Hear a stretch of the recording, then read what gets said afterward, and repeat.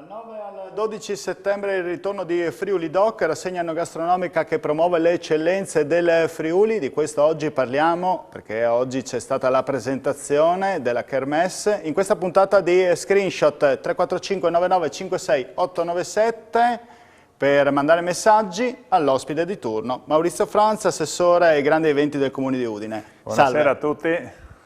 Allora, assessore, oggi c'è stata questa questa presentazione di questo grande evento che ormai ci tiene in compagnia da quanti anni ormai? Siamo arrivati alla 27esima edizione e siamo anche soddisfatti che l'anno scorso, nonostante l'emergenza coronavirus, siamo riusciti comunque a realizzare la 26esima edizione e quindi quest'anno diamo continuità ad un progetto. Dare continuità oltre il virus, perché speriamo di bypassarla, insomma, questa emergenza che ci sta tenendo ormai compagnia purtroppo da un anno e mezzo e cambiano anche le regole, c'è il Green Pass, però tutto ci spiega l'assessore. Quali sono le novità di quest'anno? Beh, diciamo che viene confermato il format dell'anno scorso, che ha visto una simbiosi fra Udine sotto le stelle, questo evento che si protrae per tutta l'estate con la chiusura delle vie e dei borghi del centro storico di Udine, con protagonisti i bar e ristoranti della città. Peraltro come sta andando? Come? Come sta andando? Che è andato molto bene, ha dato soddisfazione non solo agli operatori economici, che è importante in questo momento di difficoltà, ma soprattutto ai tanti visitatori e ai tanti turisti, perché possiamo dire che con soddisfazione c'è stato un ritorno del turismo da oltre confine, in tutta la regione, nelle località balneari, come sappiamo, nelle località montane, ma anche nella città di Udine, che quindi conferma questa sua vocazione di attrazione turistica anche per la miriade di eventi culturali. Quest'anno oltre 400 eventi culturali sono stati realizzati in città, una decina di concerti sul castello di Udine, questi hanno fatto da attrattiva e penso che appunto questa unione di intenti fra la cultura, l'enogastronomia, lo sport, il turismo sia una formula vincente. E quindi diceva c'è questa trade union tra Udine sotto le stelle e Friuli Doc che appunto accompagnerà, diciamo, tutte le vie di Udine, possiamo dirlo? Sì, questo abbraccio ideale coinvolge l'intera città, quindi le piazze, il castello, via Aquileia e le altre piazze principali come piazza 20 settembre, largo Ospedale Vecchio, piazza Venerio saranno coinvolte in Friuli Doc e quindi saranno protagoniste le Pro Loco assieme ad altre realtà associative e quindi verranno presentati quelli che sono i piatti tipici, le eccellenze enogastronomiche e poi anche l'artigianato, perché l'artigianato sarà protagonista in via Vittorio Veneto e poi con i suoi Artisan Lab anche a Palazzo Morburgo. Quindi un trade union fra quelle che sono iniziative enogastronomiche ma anche aspetti culturali. Ci sarà una parte convegnistica molto importante grazie alla collaborazione con l'Università di Udine dove si parlerà anche di ecosostenibilità, un tema che a noi sta molto a cuore già dalla passata edizione. Tutti gli utensili sono biocompatibili in modo tale che sia possibile anche dare una svolta green a questa manifestazione e quindi ci sarà anche un convegno sul tema cibo e aspetti ambientali connessi a questo. Il tema è la sostenibilità, no? Il tema della sostenibilità che è di particolare importanza visto anche la situazione a livello globale su questo tema qua. Per un mondo e poi ci saranno anche dei graditi ritorni perché quest'anno le Pro Loco torneranno al castello di Udine, che è il luogo caratteristico, simbolo della città di Udine col suo angelo che come vedete anche nel logo che abbiamo lanciato quest'anno di Friuli Doc, questo tappo di sughero con la scritta Friuli Doc e con l'angelo che simboleggia il castello di Udine ma che è anche l'immagine della città e dell'intera nostra regione e quindi in castello sarà un'occasione per degustare in un luogo magnifico i piatti tipici della nostra regione e come via Aquileia che tornerà protagonista perché in fondo sotto la torre di Porta Aquileia torneranno gli amici della Stiria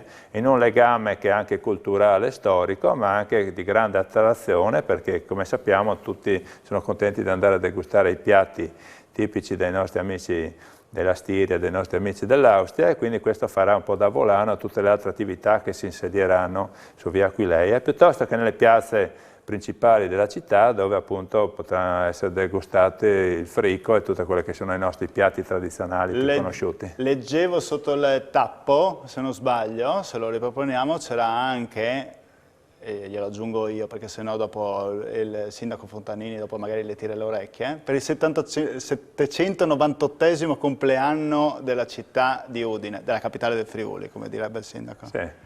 Questa sarà, insomma, c'è l'occasione anche per festeggiare questo compleanno. Sì, vogliamo anche dare un senso di identità e di ricerca storica a questa manifestazione qua, e quindi verranno celebrati i 798 anni della città di Udine, perché il patriarca Bertoldo nel 1223 ha creato il primo mercato della città e in qualche modo ha dato questa configurazione di città e dignità di città al nostro comune, e quindi ci sembra giusto legare il discorso della forte connotazione economica ed emporiale della città a quello che è la storia dei nostri patriarchi, come ci sarà poi domenica un altro importante convegno sulla figura del patriarca Bertrando, e come ci saranno poi altre iniziative, ad esempio l'apertura dei musei in occasione di Friuli Doc, e quindi un modo per dare anche delle opportunità diverse ai tanti turisti che noi ci auguriamo vengano in città, perché quest'anno è stata fatta una grande campagna promozionale fuori dai confini regionali, quindi in tutta l'area del nord Italia,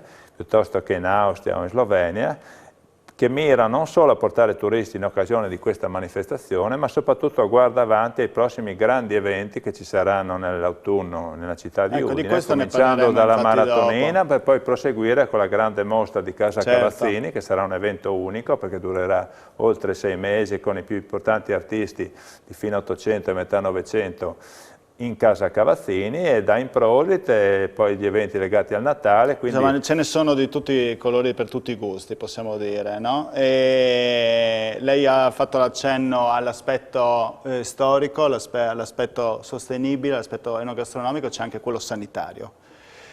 In ossequio alle osservazioni che ci sono per le disposizioni sanitarie c'è il Green Pass. Allora, spieghiamo un po' alla gente come si deve regolare chi entrerà, insomma, a Friuli Doc. E c'è anche la possibilità anche di vaccinarsi. Esatto, noi abbiamo fatto diverse riunioni col Comitato di Ordine Pubblico per individuare qual è il metodo più appropriato per effettuare i controlli. L'anno scorso c'era il Covid Box, no? Sì, quest'anno non ci saranno il Covid Box, però resta l'obbligo del Green Pass.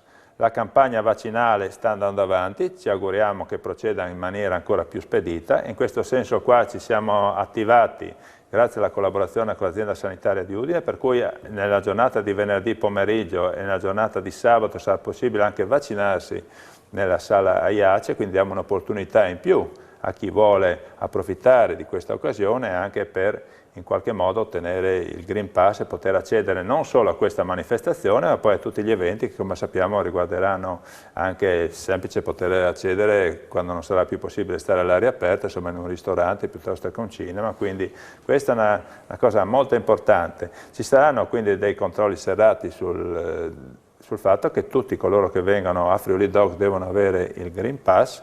Naturalmente cercheremo di rendere il più snello e più agevole questi passaggi qua, ecco, però contiamo anche molto sul senso di responsabilità di tutta l'utenza, perché vogliamo che sia un momento di festa, e sarà così, ma deve essere anche un momento in cui tutti possono con le loro famiglie stare tranquilli. Certo. In questo senso qua confermiamo il format dell'anno scorso che prevedeva ad esempio l'obbligo del servizio al tavolo, e quindi tutti gli operatori dovranno servire al tavolo, questo evita le code alla cassa, evita le code per andare a ritirare i piatti, crea qualche problema in più dal punto di vista organizzativo, ma eleva la qualità del servizio, perché Friuli Doc vuole essere soprattutto una vetrina delle eccellenze enogastronomiche ed artigianali della nostra regione, ma anche la qualità del servizio è una componente essenziale per valorizzare i nostri prodotti. E poi, se posso, avremo anche dei testimonial d'eccezione per la manifestazione, perché parlando di grandi eventi, si è appena concluso un grandissimo evento che sono le Olimpiadi di Tokyo, e quest'anno abbiamo ritenuto, l'anno scorso come testimonial di Friuli Doc in un'edizione molto particolare della prima nel periodo di Covid, sono stati testimonial il professor Brusaferro e il personale medico, paramedico ed infermieristico. Quest'anno avremo gli atleti olimpici friulani, e quindi avremo Milan, che insomma ci ha inorgoglito tutti con una medaglia d'oro che ha portato qua in Friuli, e poi la Mara Navaria, che conferma le sue grandissime doti, una medaglia di bronzo, e quindi riteniamo che siano l'esempio concreto che i friulani sanno distinguersi anche nei momenti difficili, raggiungere grandi risultati nel mondo alla fine, questi ragazzi, e soprattutto che si possano realizzare grandi eventi anche con l'emergenza coronavirus, sempre rispettando le regole. E aspettando che ci sia magari il bel tempo, chi lo sa, tra una settimana lo scopriremo. È inevitabile che magari qualcuno gli chiederà se c'è, e glielo chiedo io, se c'è un traguardo da raggiungere a livello di presenze, numero di presenze. Diciamo che... Mi ricordo che una volta si era realizzato questo polverone per il 1.000.000 di presenze, che ha detto, assurdo, qualcuno ha detto, però voi avrete, immagino, dei dati, insomma, che magari possono dare qualche riscontro. C'era un format, come dicevo, diverso di Friuli Doc.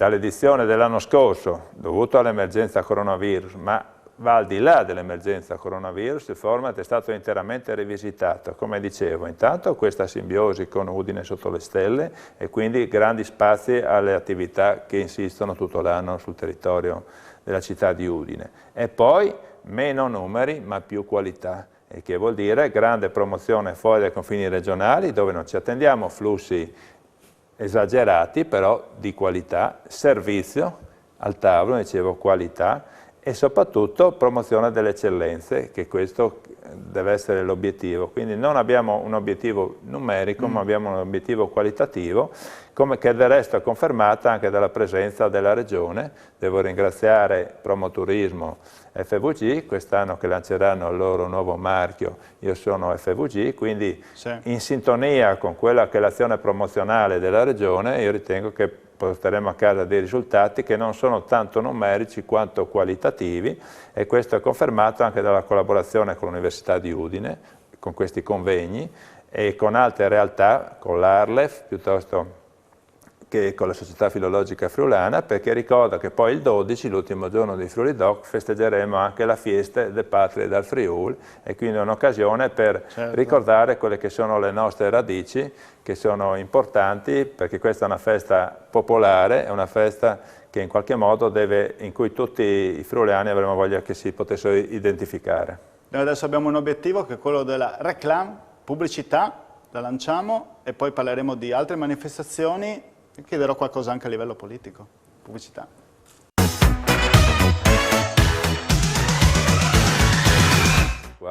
Eccoci tornati in collegamento, screenshot in diretta, parliamo di Friuli Doc, oggi la presentazione, cerchiamo un po' di approfondire qual è questa rassegna enogastronomica insieme all'assessore ai grandi eventi Maurizio Franz, qui al mio fianco, 9-12 settembre le date da ricordare.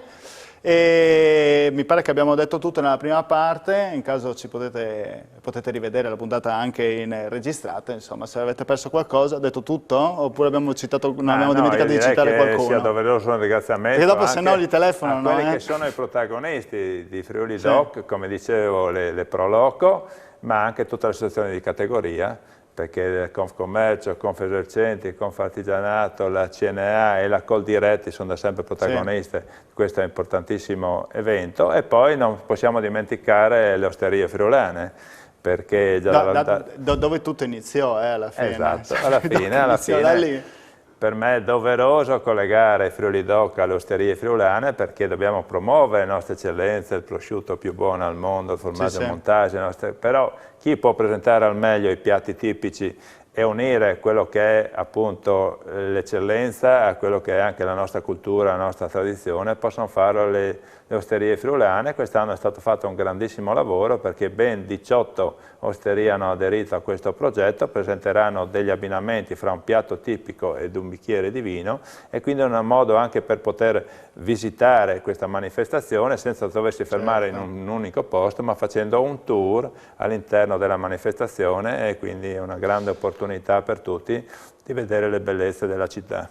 Senta, e questo tira la volata, diciamo, ad altre manifestazioni. A me viene in mente la mostra che verrà inaugurata a Casa Cavazzini, che non sarà l'unica cosa, insomma, che è l'unico evento che ci sarà prossimamente, però questo potrebbe essere la vera novità, no? Per attirare tanti visitatori, anche dal punto di vista culturale. Sì, questo è un progetto sul quale abbiamo investito molto come amministrazione, perché è un progetto che è partito più di 2 anni fa, che poi si è momentaneamente interrotto perché abbiamo avuto dei sopralluoghi da parte dei tecnici che ci hanno detto che Casa Cavazzini doveva essere strutturata in maniera tale da poter ospitare grandi opere, e quindi questo ha ritardato l'avvio di questa manifestazione. Adesso, grazie ai lavori che stanno per essere ultimati, abbiamo a disposizione una struttura tecnologicamente all'avanguardia, e poi abbiamo avuto il tempo per intraprendere questa collaborazione con Don Geretti e col Comitato di Illeggio, che sono una certezza di serietà, di professionalità e di competenza, e quindi è stata allestita questa mostra, si chiamerà La forma dell'infinito, e già il tema della mostra ci fa capire che non avrà solo grandissimi contenuti dal punto di vista artistico, ma sarà anche un momento di riflessione con considerazioni anche di ordine sociale, di ordine su spirituale. Qualche particolare, qualche anticipazione su quadri la potrete dare? La può diciamo dare adesso che oppure dovete aspettare la presentazione? Dobbiamo attendere un attimo la presentazione per illustrare. Posso solo dire che saranno presenti oltre 50 opere dei più grandi artisti del fine 800 e metà del Novecento, che partiranno dagli impressionisti, quindi da Monet, Gauguin, per arrivare a Kandinsky e a Picasso, e che soprattutto la durata della mostra, perché fino adesso abbiamo parlato di grandissimi eventi. Friuli Doc è l'evento principe della città di Udine, ma la durata è 4 giorni. Invece la mostra partirà il 16 ottobre di quest'anno, si protrarrà fino al 27 marzo del 2022, quindi diventerà una straordinaria opportunità per venire a visitare la città di Udine, e soprattutto noi vogliamo che questo non sia un evento isolato, ma che sia una serie di grandi mostre che vengano organizzate in Casa Cavazzini.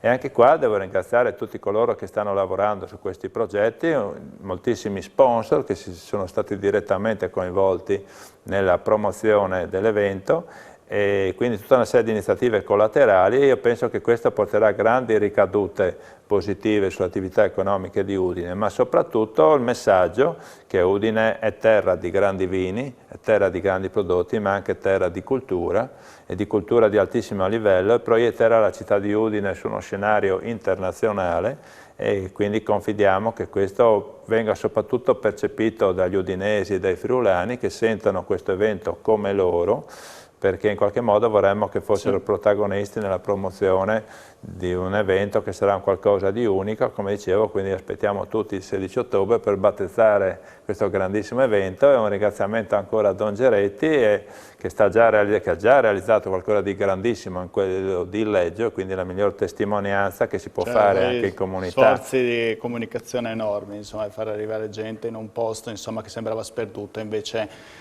si è recuperato, insomma, e hanno recuperato anche le varie attività di ristorazione. Penso anche la stessa gente che abita a Illeggio crede un po' di più nel proprio paese proprio grazie a questo tipo di manifestazioni, così magari potrebbe avere delle ricadute anche Udine.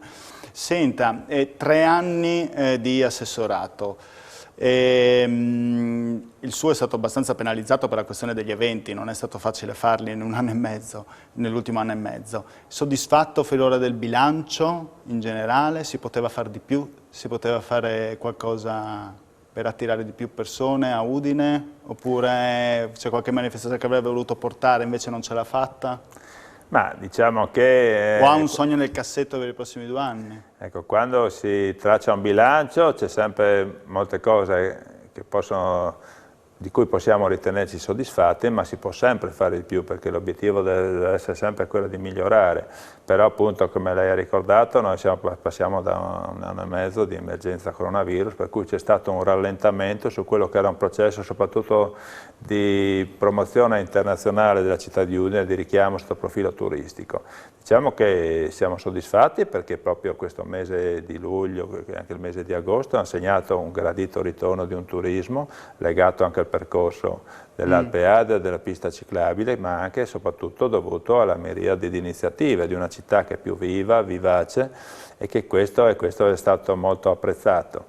Noi contiamo con la creazione di nuovi eventi, come quello di cui ho appena parlato, col consolidamento degli eventi che tradizionalmente sono trainanti, come Friuli Doc, come la riproposizione ad esempio di Ain Prosit, questa manifestazione che abitualmente si svolgeva solo a Tarvisio, che invece nell'edizione 2019 abbiamo portato anche nella città di Udine, in tutto l'Interland udinese, perché l'obiettivo della nostra amministrazione è quello di coinvolgere tutte le realtà territoriali del Friuli, quindi vuole l'ambizione che Udine rappresenti la capitale del Friuli, ma lo rappresenti anche sotto il profilo del coinvolgimento delle altre realtà territoriali, e questo è stato fatto ad esempio con Ain Prosit. E poi il 2022 avremo tutta una serie di nuove iniziative che adesso stiamo mettendo in cantiere, anche qua grazie alla collaborazione delle associazioni di categoria, ma anche di molti privati che dicono vorremmo svolgere queste manifestazioni qua a Udine. Alcune sono di portata